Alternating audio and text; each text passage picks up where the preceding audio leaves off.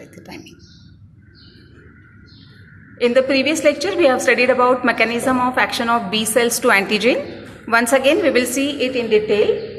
So remember that B cells means the B lymphocytes which are produced in bone marrow. This B cells or the B lymphocytes produced in bone marrow, some of them are get matured in gut associated lymphoidal tissue and becomes B cells. Some of them are get modified into the thymus gland and becomes T cells. Okay, so these B cells are the cells or the B lymphocytes which are get sensitized or get stimulated because of antigen and because of helper T cells. Remember that here it is helper T cell, not B cell. These antigens, what do you mean by antigens? Antigens are the disease causing microorganisms and helper T cells are the kind of T lymphocytes. So when this antigen and helper T cells come in contact with these B cells, at that time B cells are get sensitized and start producing plasma cells and memory cells. Before we have studied it theoretically, now I will show you the diagrams so that it will be more clear for you. In this diagram you can see that this is a B cell, B lymphocyte. When B cell comes in contact with this antigen or when it comes in contact with helper T cells, what happens? It is get stimulated. This B cell is get stimulated and this B cell start producing this number of cells which are called as plasma cells. These plasma cells are responsible for production of this antibodies. So these antibodies are produced in the surrounding. Second type of cells produced by B cells are called as memory cells. These memory B cells retain inside the body and these memory cells can be used in future to encounter the same type of pathogens. Okay, so this is all about mechanism of action of B cells. We also have studied about T cells and the clones of T cells. Different kinds of T cells are produced. These B cells are get stimulated. Some of them becomes B cells, remain in circulation, and some of them move into the thymus gland and becomes T cells. So these T cells, they are get classified into 4 types. First one is called as killer T cells, which destroys the antigens and hence called as cytotoxic T cells. Second type of cells are called as helper T cells. As we have seen before, they are get required for stimulation of B cells so that they can produce the plasma cells. Third type of cells are called as suppressor T cells. As the name suggests, suppressor, which suppresses or which inhibit this T and B cells lymphocytes. And fourth type of cells are called as memory T cells, which remembers antigen for future encounters. This part also we have studied before, so I'm not going in detail now. Second type of cells are called as antigen presenting cells. That also we have studied before. What's the function? These antigen presenting cells engulf the pathogen. They eat the pathogen. After eating, the processing of antigen takes place and they are presented on their surface, so they can be get engulfed. To deliver, third function is to deliver co-stimulatory signal necessary for helper T cell activation. So we can say that antigen presenting cells are also required for stimulation of helper T cells. So these antigen presenting cells and B lymphocytes are the cells of acquired immunity. Next to that, we have to study about structure of antibody. Now see, the diagram shows that it is a Y-shaped structure. Before starting with the diagram, you should know the meaning of word antibody. As before also we have studied that what is the meaning of antibodies. Always remember that whenever disease causing microorganisms enter the body, our body start producing some protein molecules which are called as immunoglobulins, which fight against the antigen. So always remember that antigens are disease causing microorganisms and against antigen the protein molecules are produced, immunoglobulins are produced, which are called as antibodies. So now this is about the structure of antibody. We are going to see this antibody. Its first point, it is a Y-shaped structure. In the diagram it is very clear it is a Y-shaped structure and consists of 2 chains. That means in all 4 chains are there. Your 2 are called as heavy chains. You can see in the diagram, blue colored structure. It is a long chain of amino acid and hence called as heavy chain. And this is the small chain Here also this is second small chain which are shorter in length, having less amino acid and hence called as light chain. In the diagram it is clear that these two heavy chains are held together by these disulfide bonds. This heavy chain and this light chain, it is also joined together by this disulfide bonds. So these disulfide bonds are present for joining the heavy chains together as well as light and heavy chain together. So it is a Y-shaped structure form. Then this diagram also shows a hinge. This space, this part, it is called as hinge.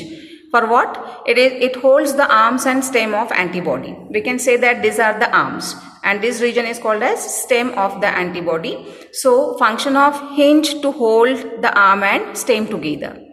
Now this antibody, it also shows two parts. This upper region is called as variable region. You can see this part is the variable region and this lower part is called as constant region. What's the difference between these two? This variable region, it consists of some different structure. That means each antibody which is specific for a particular type of antigen, here some difference is seen and hence it is called as variable region. Remaining part of the antibody, it remain constant. It is not different in case of different type of antibodies. So this become variable. This upper one is the variable region and this lower part is called as constant region. Okay, so antibody with antigen binding site. Always remember that this antigen binding site is called as paratope. Here this part will becomes the paratope. This is paratope where the antigen will get fit. Here two more points you have to remember, that is this antibody is a bivalent structure. Why it is a bivalent structure? Because this is one of the antigen binding site and this is second antigen binding site. Okay, so it is a bivalent structure. Question can be asked for 1 mark. Give reason antibody is a bivalent structure. Then each antibody is specific to antigen. Why? It is because of variable region which is different in case of different type of antibodies. Now we are going to see the next part, that is formation of antigen antibody complex. We will first it diagrammatically. Now see this diagram, it shows this green colored circular structure which is there, it is antigen. And this antigen, it consists of this one, this is second and this is third one, this yellow colored structure. This is the antigen determinant. That means we can say this is epitope.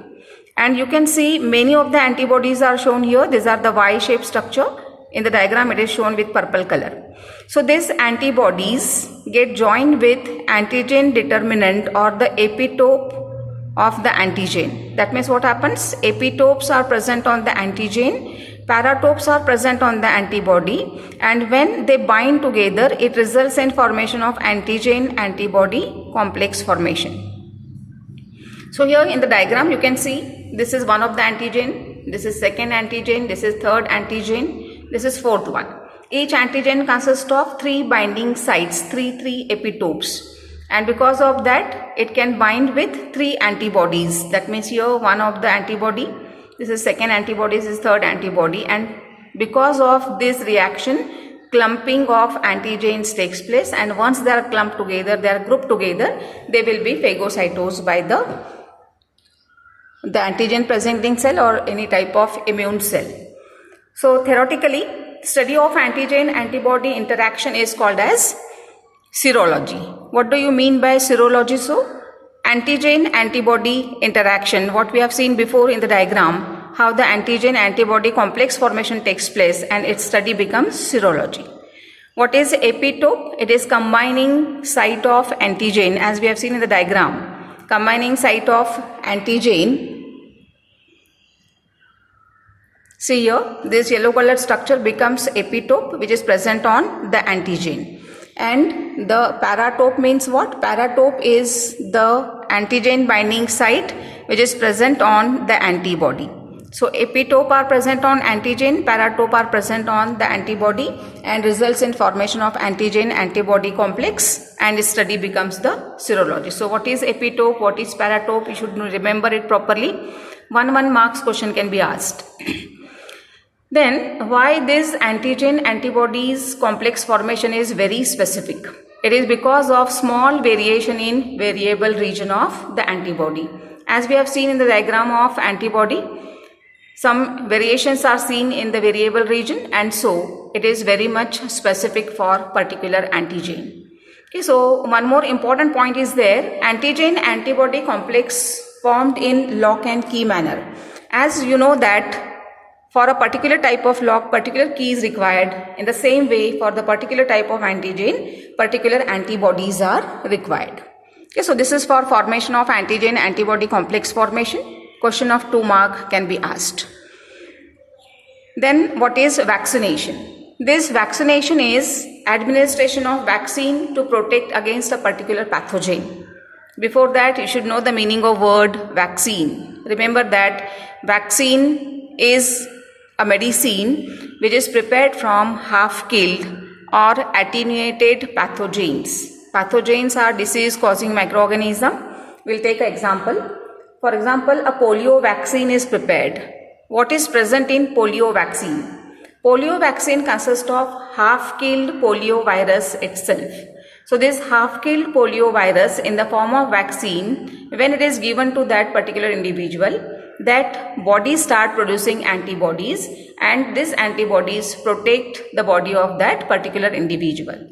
So this administration of vaccine for a particular disease to get protect against the particular disease becomes vaccination. Always remember that vaccine is, or we can say vaccination is very much safe. Why it is very much safe? Because it is rigorously tested. Before administering into the human body, it is rigorously tested on animals. It go through many rounds of study, many rounds of examination and research before they are giving to the general public, and because of that we can say that vaccination is always very safe. Then antigen or blood cells. What are these antigens? I think all of you remember about the RBCs, that means the red blood cells. On the surface of RBCs, some antigens are present which determine the blood groups, and these antigens present are called as A and B. Corresponding antibodies or agglutinins are found in plasma, which are of 2 types, A and B. So remember, these antigens are present on the surface of RBCs, and corresponding antibodies are present in the liquid part of the blood, that is plasma. What is this Rh factor? It is also a type of antigen which is also found on the surface of RBCs. It was first found on the RBCs of rhesus monkey, and hence it becomes Rh factor. If Rh factor or the antigen D is present, person is called as Rh positive, and if this antigen D is not present, person will become Rh negative. You can see this chart which shows relationship between blood types and antibodies. How to remember the type of blood group? It depends upon the type of antigen which is present on the surface of RBCs. For example, if antigen A is present on the surface of RBCs, blood group will become A. If antigen B is present on the surface of RBC, blood group will become B. If both antigen A and B are present on the surface of RBCs, blood group will become AB. And if antigens are not present, then blood group will become O. So, type of blood group depends upon the type of antigen present. Whatever type of antigen is present, in against to that, antibody is present in the plasma. For example, if blood group is A, antigen A is present and antibody present will be B. See now, this is the column for presence of antigen and this is the column for presence of antibody. So if antigen A is present, blood group will become, antibody will become B and blood group is A. If B antigen is present, then antibody A will be present in plasma. If both antibodies are present on the surface of RBCs, then there will be no antibodies present in the plasma.